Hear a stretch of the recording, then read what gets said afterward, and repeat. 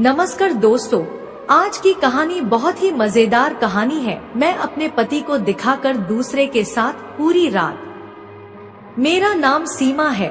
मेरी शादी को 5 साल हो गए हैं।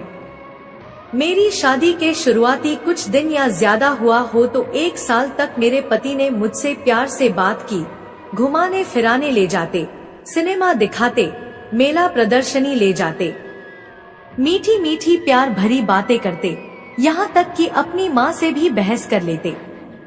अगर मेरी सास मुझे छोटी छोटी बातों पर टोकती तो देव अपनी माँ से कह देते, क्यों छोटी छोटी बातों पर घर की शांति भंग कर रही हो। आपकी लड़की के साथ ससुराल में यही सब हो तो क्या बीतेगी आप पर। यह इस घर की बहू है, नौकरानी नहीं। ये तो कुछ नहीं कहती, लेकिन मैं ही इसे घुमाने ले जाता हूँ। पढ़ी लिखी औरत है, बदलते समय के साथ आप नहीं बदल सकती तो छोटी छोटी बातों पर टोका टाकी करके घर में अशांति तो ना फैलाए। सास को लगता होगा कि जोरू का गुलाम है बेटा। वे गुस्से में कुछ दिन तक बात ना करती, बात करती तो भी इस तरह जैसे धीरे धीरे बातों से अपना गुस्सा निकाल रही हो। मुझे क्या करना है, तुम खूब घूमो फिरो, लेकिन हद में। आस पड़ोस के घर में भी बहुएं हैं। यह क्या बात हुई कि जब जी आया मुंह उठाकर चल दिए, ना कि किसी से कुछ पूछना, ना बता करके जाना। आखिर घर में बड़े बुजुर्ग भी हैं, उनके मान सम्मान का भी ध्यान रखो। 1 साल बाद ही पति के बर्ताव में बदलाव आने लगा। शायद शादी की खुमारी अब तक उतर चुकी थी। पहले यह बहुत ही कम टोका टाकी करते, बाद में बात बात पर टोकने लगे। मेरी कोई बात इन्हें अच्छी ही नहीं लगती। हर बात में अपनी माँ की तरफदारी करते, चाहे वह बात गलत हो या सही, मैं सुनती रही। इस बीच एक बच्चा भी हो गया। कहने को घर गृहस्थी तो ठीक ठाक चल रही थी, लेकिन जिन पति से मैं प्यार करती थी उनके बात बात पर डांटने टोकने से मन उदास रहने लगा। मैं अपनी तरफ से पति का, सास का, बच्चे का, घर का पूरा ख्याल रखती, फिर भी इनकी बात बात पर डांटने टोकने की आदत नहीं जाती। एक बार मैंने गुस्से में जरा देव से कहा भी था, आखिर बात क्या है, आप मुझे इस तरह से बेइज्जत क्यों करते रहते हैं। इन्होंने भी झुंझला कर जवाब दिया, मैं मर्द हूँ, घर का मुखिया हूँ, गलत बात पर टोको नहीं तो क्या लाड करूँगा। तुम एक बच्चे की माँ बन गई हो, तुम्हें घर की जिम्मेदारी समझनी चाहिए। गलती पर डांटता हूँ तो क्या गलती को सुधारना नहीं चाहिए। इसमें बुरा मानने वाली क्या बात है। मैं ऐसी कौन सी गलती करती हूँ, क्या मन भर गया है मुझसे। मुझे तो सबको साथ लेकर चलना है, तुम्हारा भी अब तक मन भर जाना चाहिए। प्यार मोहब्बत की उम्र बीत चुकी, अब अपने फर्ज पर ध्यान दो। आखिर मैंने फर्ज निभाने में कौन सी कमी रखी है। तुम फिर बहस करने लगी, मुझे तुम्हारी यही बात अच्छी नहीं लगती। आपको मेरी कौन सी बात अच्छी लगती है आजकल। औरत हो, औरत की तरह रहना सीखो, घर के काम काज देखो। अम्मा की तबीयत ठीक नहीं रहती आजकल, उनकी देखभाल करो। करती तो हूँ, करती तो अम्मा शिकायत नहीं करती। अम्मा की तो आदत है मेरी शिकायत करने की, 1 की 4 लगाकर। खबरदार जो मेरी अम्मा के बारे में कुछ कहा। इन्होंने इतनी जोर से डांटा कि मैं गुस्से में अपने कमरे में आकर रोने लगी। बेडरूम में तो यह बड़े प्यार से बात करते हैं, हालांकि अब ये होता है कि बेडरूम में मेरे आने तक यह सो जाते हैं। मुझको घर के काम निपटा कर रात के 10 बज जाते हैं। अब हमारे बीच संबंध बनने में भी काफी समय होने लगा था। मसरूफियत, जिम्मेदारी बढ़ती उम्र के साथ ऐसा होता है। इसकी कोई शिकायत नहीं, लेकिन आदमी 2 बातें प्यार से कर ले तो क्या बिगड़ जाएगा। लेकिन पता नहीं क्यों आजकल मुझे देखकर इनका पारा चढ़ जाता है, खासकर दूसरों के सामने। यह दूसरों से तो अच्छी तरह बात करेंगे, अपनी अम्मा से, बच्चे से, आस पड़ोस के लोगों से, घर आए रिश्तेदारों से, दोस्तों से तो इस कदर प्यार से बातें करेंगे कि जैसे उन्हें गुस्सा आता ही ना हो, मानो जबान पर चाशनी चिपक जाती हो। लेकिन सुबह मैं थोड़ी देर से उठूं तो चिल्लाते हैं, तुम जल्दी नहीं उठ सकती, यह कोई समय है उठने का। अभी तक चाय नहीं बनी, चाय में चीनी कम है, कभी ज्यादा है। खाने में नमक नहीं है, यह सब्जी क्यों बनाई? तुम वही काम करती हो जो मुझे पसंद नहीं आता। ना घर में साफ सफाई है, ना बच्चे की तरफ ढंग से ध्यान देती हो। अम्मा अब कितने दिनों की मेहमान है, कम से कम उनकी देखभाल ही ठीक से कर लिया करो। तुम्हें कपड़े पहनने का सलीका नहीं आता है, तुम्हें मेहमानों से बात करने का ढंग नहीं है। तुम यह नहीं करती, तुम वह नहीं करती, तुम ऐसी हो, तुम वैसी हो, तुम्हें तो कुछ भी नहीं आता। मैंने तो अब बहस करना, इनकी बातों पर ध्यान देना ही छोड़ दिया। जो कहना है कहते रहो, मेरा काम है सुनना, सुनती रहती हूँ। लेकिन आखिर कब तक? अकेले में कह दे तो सुन भी लूं। 4 लोगों के बीच टोकना डांटना घोर बेइज्जती है मेरे औरत होने की, पत्नी हूँ, नौकरानी नहीं।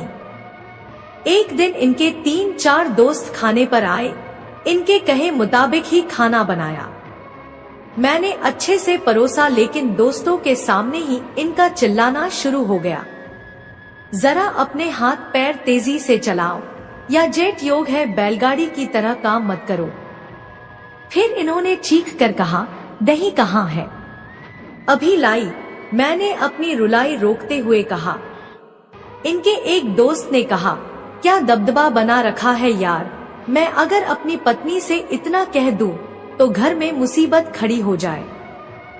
दूसरे दोस्त ने इनकी हिम्मत बढ़ाते हुए कहा, वाकई सही मायने में तुम हो असली मर्द, औरत को ज्यादा सिर पर नहीं चढ़ाना चाहिए।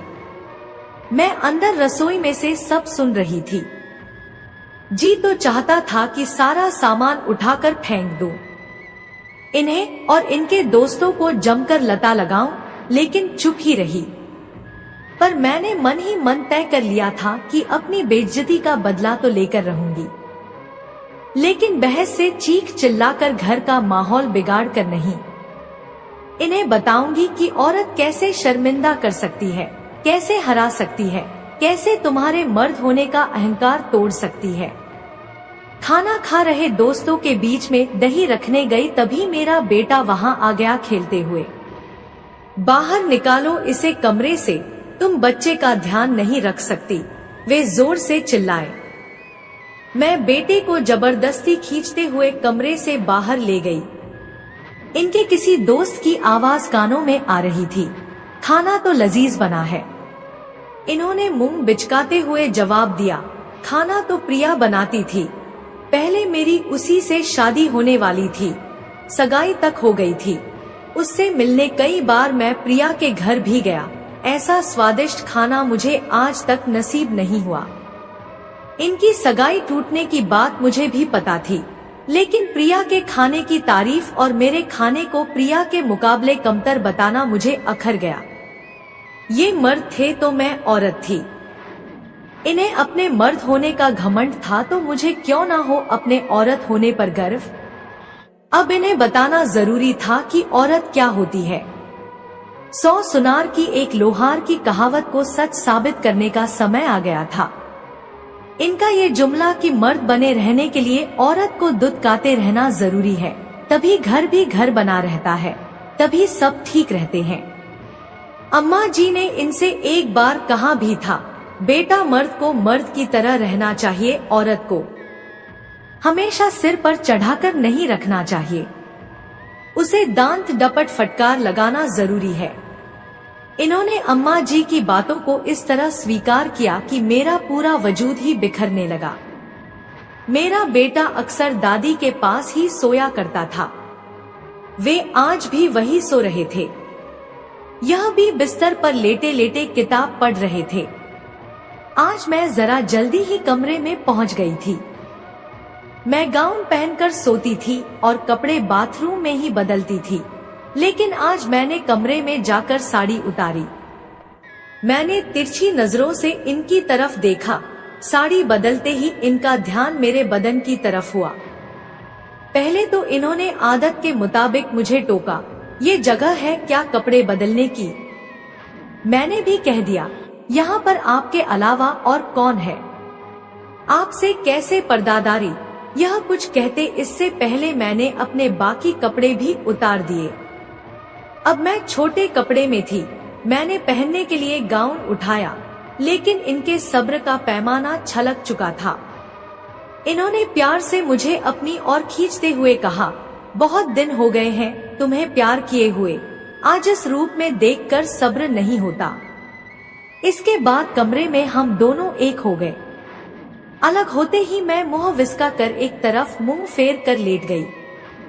मैंने कहा कि सवैद हकीम को दिखाऊं, इतने सारे तो इश्तिहार आते हैं, कोई गोली ले लिया करो।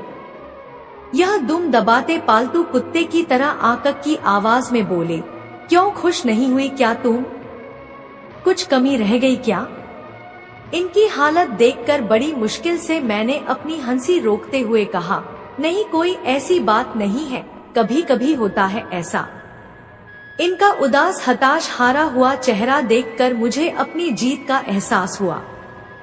एक ही वार से इनके अंदर की मर्दानगी और बाहर का मर्द दोनों मुर्दा पड़े हुए थे, जैसे दुनिया के सबसे तुच्छ कमजोर इंसान हो। उसके बाद इनकी टोका टाकी डांट फटकार तो बंद हुई ही साथ मेरी तरफ जब भी यह देखते तो ऐसा लगता कि इनके देखने में डर और शर्मिंदा का भाव हो। तो दोस्तों, अगर आपको यह कहानी पसंद आई हो तो कमेंट कर जरूर बताइए और हमारे चैनल को सब्सक्राइब करें। धन्यवाद।